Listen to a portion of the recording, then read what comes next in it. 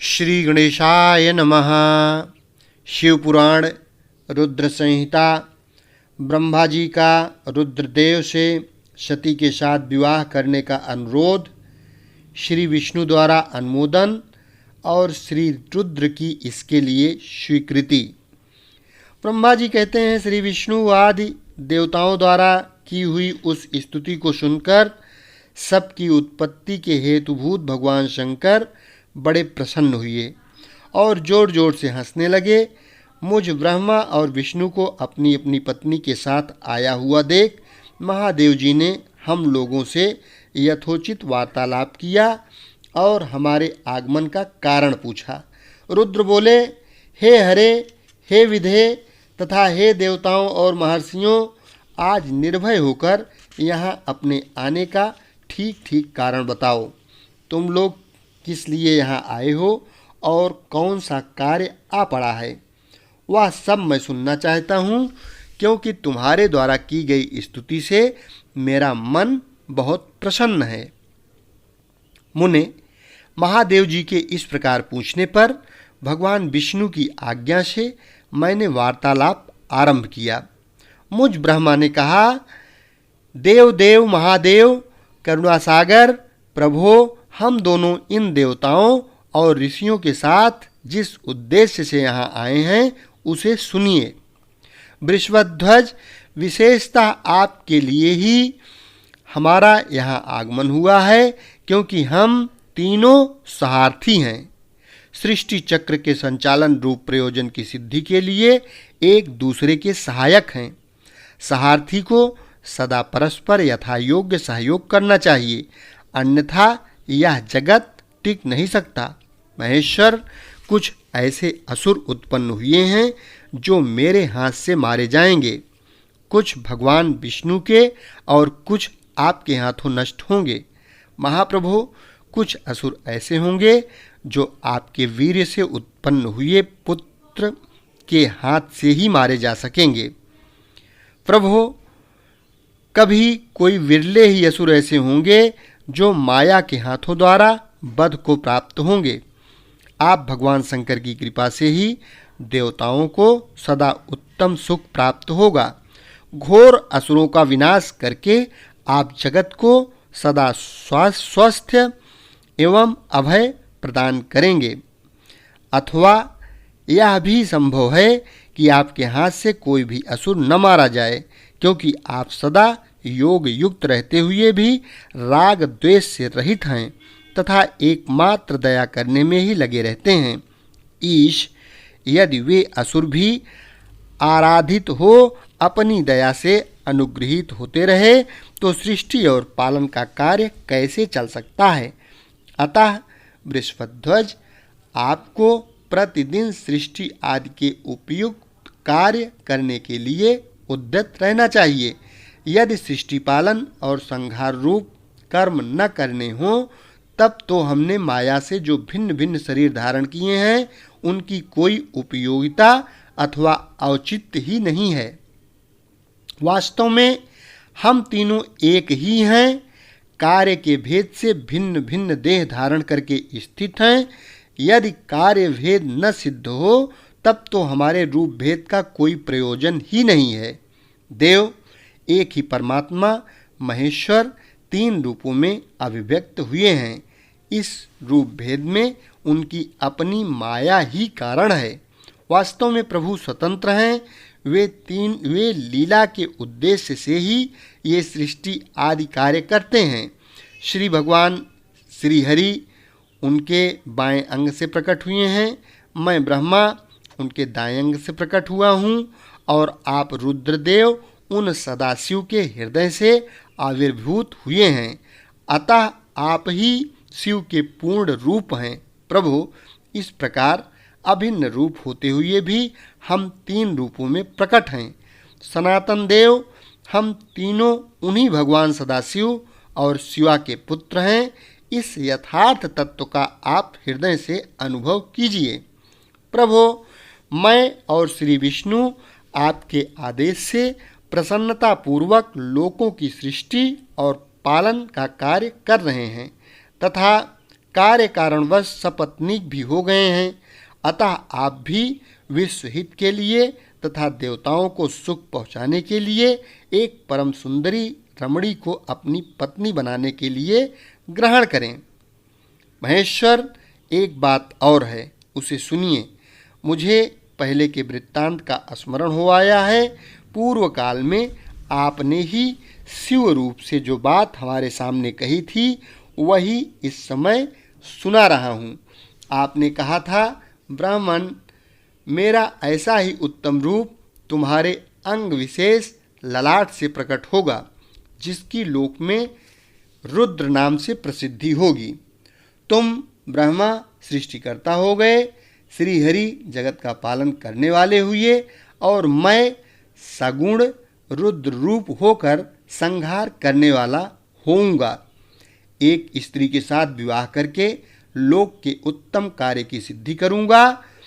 अपनी कही हुई इस बात को याद करके आप अपनी ही पूर्व प्रतिज्ञा को पूर्ण कीजिए। स्वामिन, आपका यह आदेश है कि मैं सृष्टि करूं, श्री हरि पालन करें और आप स्वयं संहार के हेतु बनकर प्रकट हों। सो आप साक्षात शिव ही संहारकर्ता के रूप में प्रकट हुए हैं। आपके बिना हम दोनों अपना अपना कार्य करने में समर्थ नहीं हैं। अतः आप एक ऐसी कामिनी को स्वीकार करें जो लोक हित के कार्य में तत्पर रहे। शंभो, जैसे लक्ष्मी भगवान विष्णु की और सावित्री मेरी सहधर्मिणी हैं, उसी प्रकार आप इस समय अपनी जीवन सहचरी प्राण वल्लभा को ग्रहण करें। मेरी यह बात सुनकर लोकेश्वर महादेव जी के मुख पर मुस्कुराहट दौड़ गई। वे श्री हरि के सामने मुझसे इस प्रकार बोले। ईश्वर ने कहा, ब्राह्मण, हरे, तुम दोनों मुझे सदा ही अत्यंत प्रिय हो। तुम दोनों को देखकर मुझे बड़ा आनंद मिलता है। तुम लोग समस्त देवताओं में श्रेष्ठ तथा त्रिलोकी के स्वामी हो। लोक हित के कार्य में मन लगाए रहने वाले तुम दोनों का वचन मेरी दृष्टि में अत्यंत गौरवपूर्ण है, किंतु सुरश्रेष्ठ गण, मेरे लिए विवाह करना उचित नहीं होगा, क्योंकि मैं तपस्या में संलग्न रहकर सदा संसार से विरक्त ही रहता हूँ और योगी के रूप में मेरी प्रसिद्धि है, जो निवृत्ति के सुंदर मार्ग पर स्थित है, अपने आत्मा में ही रमण करता, आनंद मानता है, निरंजन माया से निर्लिप्त है, जिसका शरीर अवधूत दिगंबर है, जो ज्ञानी, आत्मदर्शी और कामना से शून्य है, जिसके मन में कोई विकार नहीं है, जो भोगों से दूर रहता है तथा जो अपवित्र और अमंगल वेशधारी है, उसे संसार में कामनी से क्या प्रयोजन है? यह इस समय मुझे बताओ तो सही। मुझे तो सदा केवल योग में लगे रहने पर ही आनंद आता है। ज्ञानहीन पुरुष ही योग को छोड़कर भोग को अधिक महत्व देता है। संसार में विवाह करना पराये बंधन में बंधना है, इसे बहुत बड़ा बंधन समझना चाहिए। इसलिए मैं सत्य सत्य कहता हूँ, विवाह के लिए मेरे मन में थोड़ी सी भी अभिरुचि नहीं है। आत्मा ही अपना उत्तम अर्थ या स्वार्थ है। उसका भलीभांति चिंतन करने के कारण मेरी लौकिक स्वार्थ में प्रवृत्ति नहीं होती। तथापि जगत के हित के लिए तुमने जो कुछ कहा है उसे करूँगा। तुम्हारे वचन को गरिष्ठ मानकर अथवा अपनी कही हुई बात को पूर्ण करने के लिए मैं अवश्य विवाह करूँगा, क्योंकि मैं सदा भक्तों के वश में रहता हूँ। परंतु मैं जैसी नारी को प्रिय पत्नी के रूप में ग्रहण करूँगा और जैसी शर्त के साथ करूँगा, उसे सुनो। हरे ब्राह्मण, मैं जो कुछ कहता हूँ वह सर्वथा उचित ही है। जो नारी मेरे तेज को विभाग पूर्वक ग्रहण कर सके, जो योगिनी तथा इच्छानुसार रूप धारण करने वाली हो, उसी को तुम पत्नी बनाने के लिए मुझे बताओ। जब मैं योग में तत्पर रहूं, तब उसे भी योगिनी बनकर रहना होगा, और जब मैं कामासक्त हूँ, तब उसे भी कामनी के रूप में ही मेरे पास रहना होगा। वेद वेत्ता विद्वान जिन्हें अविनाशी बतलाते हैं, उन ज्योति स्वरूप सनातन शिव का मैं सदा चिंतन करता हूँ और करता रहूँगा। ब्राह्मण, उन सदाशिव के चिंतन में जब मैं न लगा हूँ तभी उस भामिनी के साथ मैं समागम कर सकता हूँ जो मेरे शिव चिंतन में विघ्न डालने वाली होगी। वह जीवित नहीं रह सकती, उसे अपने जीवन से हाथ धोना पड़ेगा। तुम, विष्णु और मैं तीनों ही ब्रह्म स्वरूप शिव के अंशभूत हैं। अतः महाभागगण, हमारे लिए उनका निरंतर चिंतन करना ही उचित है। कमलासन, उनके चिंतन के लिए मैं बिना विवाह के भी रह लूँगा, किंतु उनका चिंतन छोड़कर विवाह नहीं करूँगा। अतः तुम मुझे ऐसी पत्नी प्रदान करो जो सदा मेरे कर्म के अनुकूल चल सके। ब्राह्मण, उसमें भी मेरी एक और शर्त है, उसे तुम सुनो। यदि उस स्त्री का मुझ पर और मेरे वचन पर अविश्वास होगा तो मैं उसे त्याग दूंगा। उनकी यह बात सुनकर मैंने और श्रीहरि ने मंद मुस्कान के साथ मन ही मन प्रसन्नता का अनुभव किया। फिर मैं विनम्र होकर बोला, नाथ महेश्वर प्रभो, आपने जैसी नारी की खोज आरंभ की है वैसी ही स्त्री के विषय में मैं आपको प्रसन्नतापूर्वक कह रहा हूँ। साक्षात सदाशिव की धर्मपत्नी जो उमा है, वे ही जगत का कार्य सिद्ध करने के लिए भिन्न भिन्न रूपों में प्रकट हुई हैं। प्रभो, सरस्वती और लक्ष्मी, ये दो रूप धारण करके वे पहले ही यहाँ आ चुकी हैं। इसमें लक्ष्मी तो श्री विष्णु की प्राणवल्लभा हो गई और सरस्वती मेरी। अब हमारे लिए वे तीसरा रूप धारण करके प्रकट हुई हैं। प्रभु, लोकहित का कार्य करने की इच्छा वाली देवी शिवा दक्ष पुत्री के रूप में अवतीर्ण हुई हैं। उनका नाम सती है। सती ही ऐसी भार्या हो सकती हैं जो सदा आपके लिए हितकारिणी हो। देवेश, तेजस्विनी सती आपके लिए, आपको पति रूप में प्राप्त करने के लिए दृढ़तापूर्वक कठोर व्रत का पालन करती हुई तपस्या कर रही हैं। महेश्वर, आप उन्हें वर देने के लिए जाइए, कृपा कीजिए और बड़ी प्रसन्नता के साथ उन्हें उनकी तपस्या के अनुरूप वर देकर उनके साथ विवाह कीजिए। शंकर भगवान विष्णु की, मेरी तथा इन संपूर्ण देवताओं की यही इच्छा है।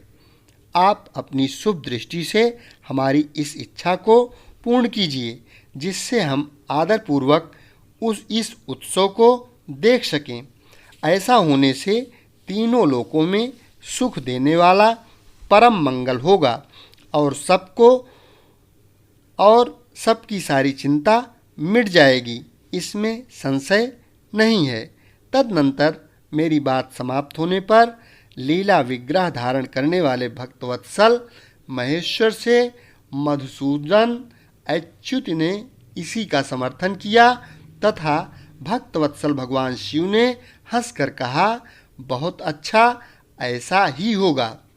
उनके ऐसा कहने पर हम दोनों उनसे आज्ञा लें अपनी पत्नी तथा देवताओं और मुनियों के साथ अत्यंत प्रसन्न हो अपने अभीष्ट स्थान को चले आए। अध्याय 16 संपन्न हुआ। सती को शिव के वर की प्राप्ति तथा भगवान शिव का ब्रह्मा जी को दक्ष के पास भेजकर सती का वरण करना। ब्रह्मा जी कहते हैं, मुने, उधर सती ने आश्विन मास के शुक्ल पक्ष की अष्टमी तिथि को उपवास करके भक्ति भाव से सर्वेश्वर शिव का पूजन किया। इस प्रकार नंदा व्रत पूर्ण होने पर नवमी तिथि को दिन में ध्यान मग्न हुई सती को भगवान शिव ने प्रत्यक्ष दर्शन दिया। उनका श्री विग्रह सर्वांग सुंदर एवं गौर वर्ण का था। उनके 5 मुख थे और प्रत्येक मुख में 3-3 नेत्र थे। भाल देश में चंद्रमा शोभा दे रहा था। उनका चित्त प्रसन्न था और कंठ में नील चिन्ह दृष्टिगोचर होता था। उनके 4 भुजाएं थीं। उन्होंने हाथों में त्रिशूल, ब्रह्म कपाल तथा वर अभय धारण कर रखे थे। भस्ममय अंगराग से उनका सारा शरीर उद्भासित हो रहा था। गंगा जी उनके मस्तक की शोभा बढ़ा रही थीं। उनके सभी अंग बड़े मनोहर थे। वे महान लावण्य के धाम जान पड़ते थे। उनके मुख करोड़ों चंद्रमाओं के समान प्रकाशमान एवं आह्लादजनक थे। उनकी अंग कांति करोड़ों कामदेवों को तिरस्कृत कर रही थी तथा उनकी आकृति स्त्रियों के लिए सर्वथा ही प्रिय थी। सती ने ऐसे सौंदर्य माधुर्य से युक्त प्रभु महादेव जी को प्रत्यक्ष देखकर उनके चरणों की वंदना की। उस समय उनका मुख लज्जा से झुका हुआ था। तपस्या के पुंज का फल प्रदान करने वाले महादेव जी उन्हीं के लिए कठोर व्रत धारण करने वाली सती को पत्नी बनाने के लिए प्राप्त करने की इच्छा रखते हुए भी उनसे इस प्रकार बोले। महादेव जी ने कहा, उत्तम व्रत का पालन करने वाली दक्ष नंदिनी, मैं तुम्हारे इस व्रत से बहुत प्रसन्न हूँ, इसलिए कोई वर मांगो। तुम्हारे मन को जो अभीष्ट होगा वही वर मैं तुम्हें दूंगा। ब्रह्मा जी कहते हैं, मुने जगदीश्वर महादेव जी यद्यपि सती के मनोभाव को जानते थे तो भी उनकी बात सुनने के लिए बोले, कोई वर मांगो। परंतु सती लज्जा के अधीन हो गई थी, इसलिए उनके हृदय में जो बात थी उसे वे अस्पष्ट शब्दों में न कह सकीं। उनका जो अभीष्ट मनोरथ था वह लज्जा से आच्छादित हो गया। प्राण वल्लभ शिव का प्रिय वचन सुनकर सती अत्यंत प्रेम में मग्न हो गईं।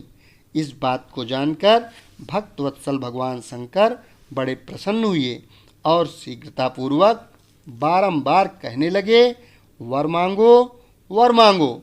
सत्पुरुषों के आश्रयभूत अंतर्यामी शंभु सती की भक्ति के वशीभूत हो गए थे।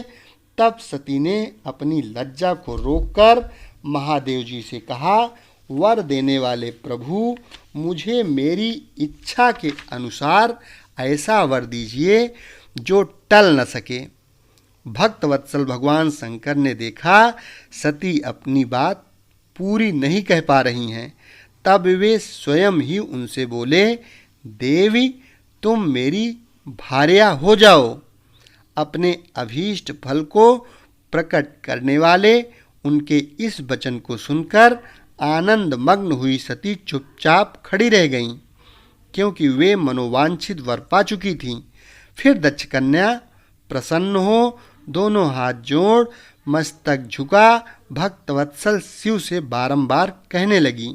सती बोली, देवाधिदेव महादेव प्रभो जगतपते, आप मेरे पिता को कहकर वैवाहिक विधि से मेरा पाणी ग्रहण करें।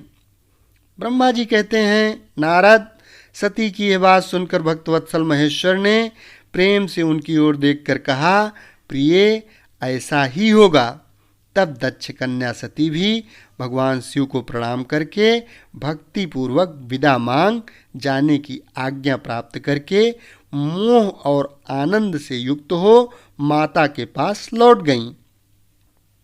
इधर भगवान शिव भी हिमालय पर अपने आश्रम में प्रवेश करके दक्ष कन्या सती के वियोग से कुछ कष्ट का अनुभव करते हुए उन्हीं का चिंतन करने लगे। देवर से फिर मन को एकाग्र करके लौकिक गति का आश्रय ले भगवान शंकर ने मन ही मन मेरा स्मरण किया। त्रिशूलधारी महेश्वर के स्मरण करने पर उनकी सिद्धि से प्रेरित हो मैं तुरंत ही उनके सामने खड़ा हुआ। तात हिमालय के शिखर पर जहाँ सती के वियोग का अनुभव करने वाले महादेव जी विद्यमान थे, वहीं मैं सरस्वती के साथ उपस्थित हो गया। देवर से सरस्वती सहित मुझे आया देख सती के प्रेम पाश में बंधे हुए शिव उत्सुकतापूर्वक बोले। शंभु ने कहा, ब्राह्मण, मैं जब से विवाह के कार्य में स्वार्थ बुद्धि कर बैठा हूँ, तब से अब मुझे इस स्वार्थ में ही स्वत्व प्रतीत हो रहा है। दक्ष कन्या सती ने बड़ी भक्ति से मेरी आराधना की है। उसके नंदा व्रत से के प्रभाव से मैं उसे अभीष्ट वर देने की घोषणा की। ब्राह्मण, अब उसने मुझसे यह वर मांगा कि आप मेरे पति हो जाइए। यह सुनकर सर्वथा संतुष्ट हो मैंने भी कह दिया कि तुम मेरी पत्नी हो जाओ। तब दक्षायणी सती मुझसे बोली, जगतपते, आप मेरे पिता को सूचित करके वैवाहिक विधि से मुझे ग्रहण करें। ब्राह्मण, उसकी भक्ति से संतोष होने के कारण मैंने उसका वह अनुरोध भी स्वीकार कर लिया। विधाता, अब सती अपनी माता के घर चली गई और मैं यहाँ चला आया, इसलिए अब तुम मेरी आज्ञा से दक्ष के घर जाओ और ऐसा यत्न करो जिससे प्रजापति दक्ष शीघ्र ही मुझे अपनी कन्या का दान कर दें। उनके इस प्रकार आज्ञा देने पर मैं कृतकृत्य और प्रसन्न हो गया तथा उन भक्तवत्सल विश्वनाथ से इस प्रकार बोला, मुझ ब्रह्मा ने कहा, भगवान शंभो, आपने जो कुछ कहा है उस पर भली भांति विचार करके हम लोगों ने पहले ही उसे सुनिश्चित कर दिया है। वृषभध्वज, इसमें मुख्यतः देवताओं का और मेरा भी स्वार्थ है। दक्ष स्वयं ही आपको अपनी पुत्री प्रदान करेंगे, क्योंकि आपकी आज्ञा से मैं भी उनके सामने आपका संदेश कह दूंगा। सर्वेश्वर महाप्रभु महादेव जी से ऐसा कहकर मैं अत्यंत वेगशाली रथ के द्वारा दक्ष के घर जा पहुंचा। नारद जी ने पूछा, वक्ताओं में श्रेष्ठ महाभाग विधाता, बताइए, जब सती घर पर लौट कर आई तब दक्ष ने उसके लिए क्या किया? ब्रह्मा जी ने कहा, तपस्या करके मनोवांछित वर पाकर सती जब घर को लौट गई तब वहां उन्होंने माता पिता को प्रणाम किया। सती ने अपनी सखी के द्वारा माता पिता को तपस्या संबंधी सब समाचार कहलवाया। सखी ने यह भी सूचित किया कि सती को महेश्वर से वर की प्राप्ति हुई है। वे सती की भक्ति से बहुत संतुष्ट हुए हैं। सखी के मुंह से सारा वृत्तांत सुनकर माता पिता को बड़ा आनंद प्राप्त हुआ और उन्होंने महान उत्सव किया और महामनस्विनी वीरणी ने ब्राह्मणों को उनकी इच्छा के अनुसार द्रव्य दिया तथा अन्यान्य अंधों और दीनों को भी धन बांटा। प्रसन्नता बढ़ाने वाली अपनी पुत्री को हृदय से लगाकर माता वीरणी ने उसका मस्तक सूंघा और आनंद मग्न होकर उसकी बारंबार प्रशंसा की। तदनंतर कुछ काल व्यतीत होने पर धर्मज्ञों में श्रेष्ठ दक्ष इस चिंता में पड़े कि मैं अपनी इस पुत्री का विवाह भगवान शंकर के साथ किस तरह करूं। महादेव जी प्रसन्न होकर आए थे पर वे तो चले गए। अब मेरी पुत्री के लिए वे फिर कैसे यहाँ आएंगे? यदि किसी को शीघ्र ही भगवान शिव के निकट भेजा जाए तो यह भी उचित नहीं जान पड़ता, क्योंकि यदि वे इस तरह अनुरोध करने पर भी मेरी पुत्री को ग्रहण न करें तो मेरी याचना निष्फल हो जाएगी। इस प्रकार की चिंता में पड़े हुए प्रजापति दक्ष के सामने मैं सरस्वती के साथ सहसा उपस्थित हुआ। मुझ पिता को आया देख दक्ष प्रणाम करके विनीत भाव से खड़े हो गए। उन्होंने मुझ स्वयंभू को यथा योग्य आसन दिया। तदनंतर दक्ष ने जब मेरे आने का कारण पूछा तब मैंने सब बातें बताकर उनसे कहा, प्रजापते, भगवान शंकर ने तुम्हारी पुत्री को प्राप्त करने के लिए निश्चय ही मुझे तुम्हारे पास भेजा है। इस विषय में जो श्रेष्ठ कृत्य हो उसका निश्चय करो। जैसे सती ने नाना प्रकार के भावों से तथा सात्विक व्रत के द्वारा भगवान शिव की आराधना की है, उसी तरह वे भी सती की आराधना करते हैं। इसलिए दक्ष भगवान शिव के लिए ही संकल्पित एवं प्रकट हुई अपनी इस पुत्री को तुम अविलंब उनकी सेवा में सौंप दो। इससे तुम कृतकृत्य हो जाओगे। मैं नारद के साथ जाकर उन्हें तुम्हारे घर ले आऊँगा, फिर तुम उन्हीं के लिए उत्पन्न हुई अपनी यह पुत्री उनके हाथ में दे दो। ब्रह्मा जी कहते हैं, नारद, मेरी यह बात सुनकर मेरे पुत्र दक्ष को बड़ा हर्ष हुआ। वे अत्यंत प्रसन्न होकर बोले, पिताजी, ऐसा ही होगा। मुने, तब मैं अत्यंत हर्षित हो वहाँ से उस स्थान को लौटा जहाँ लोक कल्याण में तत्पर रहने वाले भगवान शिव बड़ी उत्सुकता से मेरी प्रतीक्षा कर रहे थे। नारद, मेरे लौट आने पर स्त्री और पुत्रों सहित प्रजापति दक्ष भी पूर्ण काम हो गए। वे इतने संतुष्ट हुए मानो अमृत पीकर अघा गए हों। इस प्रकार अध्याय 17 संपन्न हुआ। अध्याय 18 ब्रह्मा जी से दक्ष की अनुमति पाकर देवताओं और मुनियों सहित भगवान शिव का दक्ष के घर जाना, दक्ष द्वारा सबका सत्कार तथा सती और शिव का विवाह। ब्रह्मा जी कहते हैं, नारद, तदनंतर मैं हिमालय के कैलाश शिखर पर रहने वाले परमेश्वर महादेव शिव को लाने के लिए प्रसन्नतापूर्वक उनके पास गया और उनसे इस प्रकार बोला, वृषभध्वज, सती के लिए मेरे पुत्र दक्ष ने जो बात कही है उसे सुनिए और जिस कार्य को वे अपने लिए असाध्य मानते थे उसे सिद्ध हुआ ही समझिए। दक्ष ने कहा है कि मैं अपनी पुत्री भगवान शिव के ही हाथ में दूंगा, क्योंकि उन्हीं के लिए ये उत्पन्न हुई है। शिव के साथ सती का विवाह हो, यह कार्य तो मुझे स्वतः ही अभीष्ट है।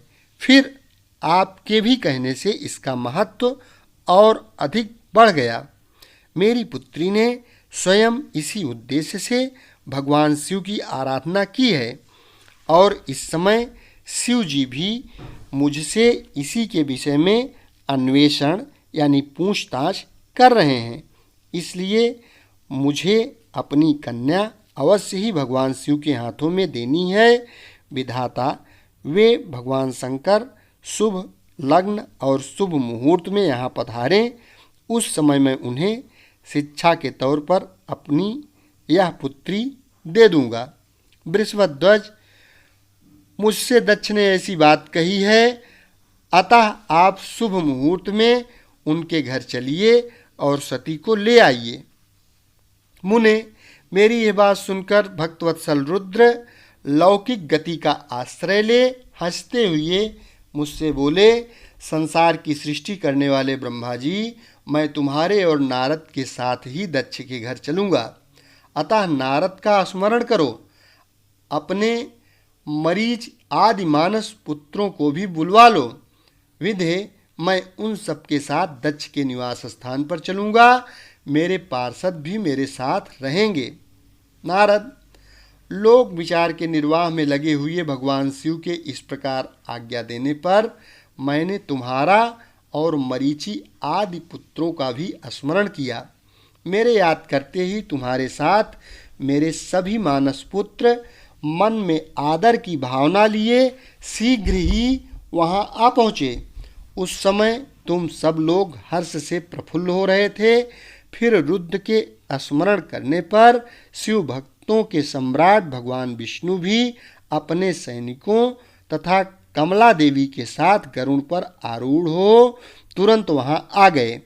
तदनंतर चैत मास के शुक्ल पक्ष की त्रयोदशी तिथि में रविवार को पूर्वा फाल्गुनी नक्षत्र में मुझ ब्रह्मा और विष्णु आदि समस्त देवताओं के साथ महेश्वर ने विवाह के लिए यात्रा की।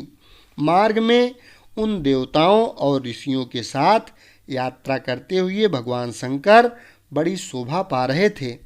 वहां जाते हुए देवताओं, मुनियों तथा आनंद मग्न मन वाले प्रथम गणों का रास्ते में बड़ा उत्सव हो रहा था। भगवान शिव की इच्छा से वृषभ, व्याघ्र, सर्प, जटा और चंद्रकला आदि सब के सब उनके लिए यथा योग्य आभूषण बन गए। तदनंतर वेग से चलने वाले भगवान वलिवर्द नंदकेश्वर पर आरूढ़ हुए। महादेव जी श्री विष्णु आदि देवताओं को साथ लिए क्षण भर में प्रसन्नता पूर्वक दक्ष के घर जा पहुंचे। वहां विनीत चित्त वाले प्रजापति दक्ष समस्त आत्मीय जनों के साथ भगवान शिव की अगवानी के लिए उनके सामने आए। उस समय उनके समस्त अंगों में हर्ष जनित रोमांच हो आया था। स्वयं दक्ष ने अपने द्वार पर आए हुए समस्त देवताओं का सत्कार किया। वे सब लोग सुरश्रेष्ठ शिव को बिठाकर उनके पार्श्व भाग में स्वयं भी मुनियों के साथ क्रमशः बैठ गए। इसके बाद दक्ष ने मुनियों सहित समस्त देवताओं की परिक्रमा की और उन सब के साथ भगवान शिव को घर के भीतर ले आए। उस समय दक्ष के मन में बड़ी प्रसन्नता थी। उन्होंने सर्वेश्वर शिव को उत्तम आसन देकर स्वयं ही विधिपूर्वक उनका पूजन किया। तत्पश्चात श्री विष्णु का, मेरा, ब्राह्मणों का, देवताओं का और समस्त शिवगणों का भी यथोचित विधि से उत्तम भक्तिभाव के साथ पूजन किया। इस तरह पूजनीय पुरुषों तथा अन्य लोगों सहित उन सब का यथोचित आदर सत्कार करके दक्ष ने मेरे मानस पुत्र मरीच आदि मुनियों के साथ आवश्यक सलाह की। इसके बाद मेरे पुत्र दक्ष ने मुझ पिता से मेरे चरणों में प्रणाम करके प्रसन्नता पूर्वक कहा, प्रभु आप ही वैवाहिक कार्य कराएं। तब मैं भी हर्ष भरे हृदय से बहुत अच्छा कहकर उठा और वह सारा कार्य कराने लगा। तदनंतर ग्रहों के बल से युक्त शुभ लग्न और मुहूर्त में दक्ष ने हर्षपूर्वक अपनी पुत्री सती का हाथ भगवान शंकर के हाथ में दे दिया। उस समय हर्ष से भरे हुए भगवान वृषभध्वज ने भी वैवाहिक विधि से सुंदरी दक्ष कन्या का पाणी ग्रहण किया। फिर मैंने, श्री हरि ने, तुम तथा अन्य मुनियों ने, देवताओं और प्रमथ गणों ने भगवान शिव को प्रणाम किया और सब ने नाना प्रकार की स्तुतियों द्वारा उन्हें संतुष्ट किया। उस समय नाच गाना के साथ महान उत्सव मनाया गया। समस्त देवताओं और मुनियों को बड़ा आनंद प्राप्त हुआ। भगवान शिव के लिए कन्यादान करके मेरे पुत्र दक्ष कृतार्थ हो गए। शिवा और शिव प्रसन्न हुए तथा सारा संसार मंगल का निकेतन बन गया। अध्याय 18 संपन्न हुआ। शेष अगले भाग में। एक बार प्रेम से बोलो श्री शंकर भगवान की जय। जगत जननी माँ जगदम्बा की जय। शेष अगले भाग में।